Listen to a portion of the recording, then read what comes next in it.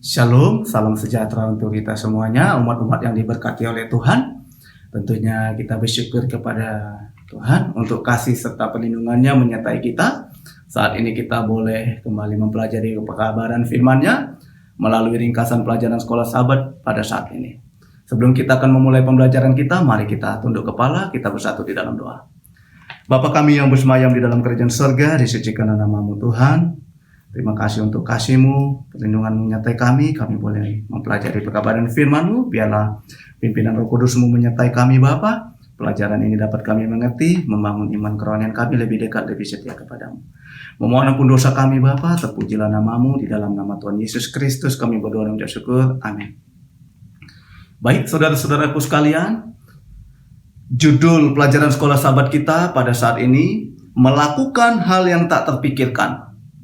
Ayat intinya terdapat di dalam buku Yesaya 53, ayatnya yang kelima dikatakan, tetapi dia tertikam oleh karena pemberontakan kita. Dia diremukkan oleh karena kejahatan kita. Ganjaran yang mendatangkan keselamatan bagi kita ditimpakan kepadanya. Dan oleh bilur-bilurnya kita menjadi sembuh. Pelajaran sekolah sahabat kita bercerita tentang kisah Yesus. Yesus sebagai juru selamat dunia. Di dalam buku Filipi 2 ayat yang ke-7 dikatakan tentang Yesus.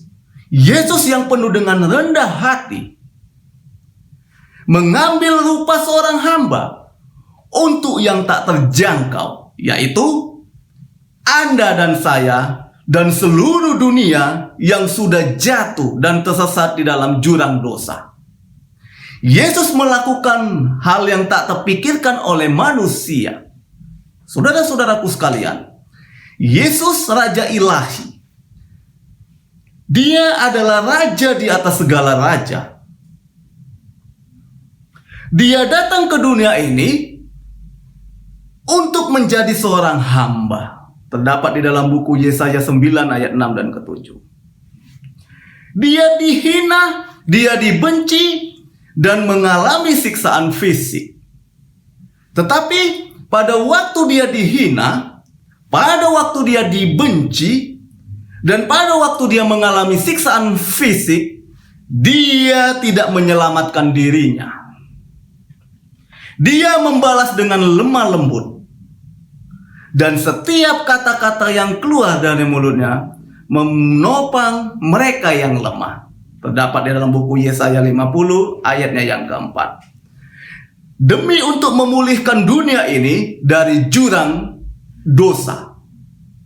Saudara-saudaraku sekalian, Yesus dalam rupa dan gambar Allah, namun mengosongkan dirinya dan menjelma menjadi manusia. Ia taat hingga mati di kayu salib. Kematian yang paling hina, yaitu kematian disalib. Allah sangat meninggikan dia. Dalam buku Yesaya 49 ayatnya yang ke-7. Penderitaan yang ditanggungkan kepadanya seharusnya menjadi bagian kepada kita. Tetapi dia menanggungnya agar kita memperoleh kesembuhan di dalam kehidupan kita, umat-umatnya yang sudah jatuh ke dalam dosa.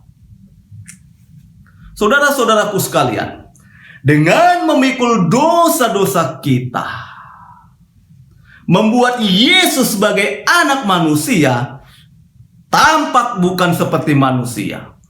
Penampilannya sudah dirusak secara luar. Bagaimana dia dicambuk, dia diberi mahkota duri, kemudian dia disalibkan. Siksaan demi siksaan ini membuat anak manusia tampak bukan seperti manusia. Penampilannya sudah dirusak secara luar. Bahkan dalam buku Yesaya 52 ayat yang ke-13 dikatakan, rupa dan wajahnya sangat buruk sehingga sulit dikenali sebagai salah satu anak manusia. Semua dia tanggung demi memikul dosa-dosa manusia. Saudara-saudaraku sekalian, pelajaran ini dapat menjadi perenungan bagi kita sebagai umat-umat Tuhan yang terberkati. Yesus sebagai juru selamat kita merupakan menjadi pengharapan di dalam kehidupan kita.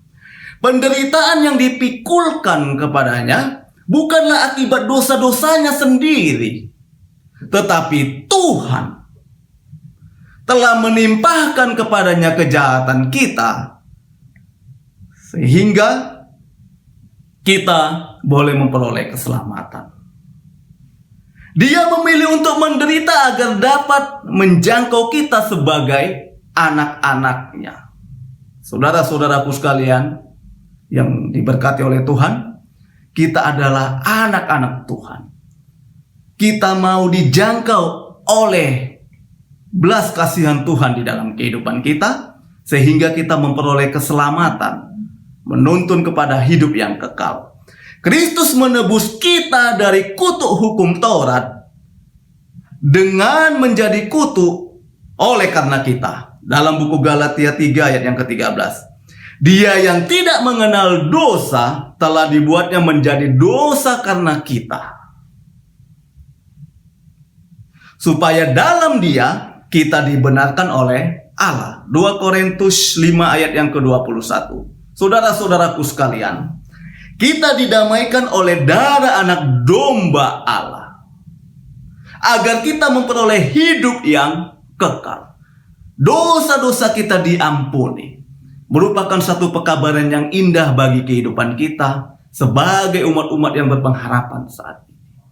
Kita boleh bagikan pekabaran ini kepada orang lain, sehingga banyak jiwa-jiwa dituntun kepada keselamatan melalui kasih karunia Yesus di dalam kehidupan kita sebagai umat-umatnya. Yang menjadi kesimpulan pada pelajaran kita saat ini adalah Kristus menanggung dosa seisi dunia ini dalam tubuhnya di atas kayu salib, sehingga melayakkan kita sebagai umat-umatnya.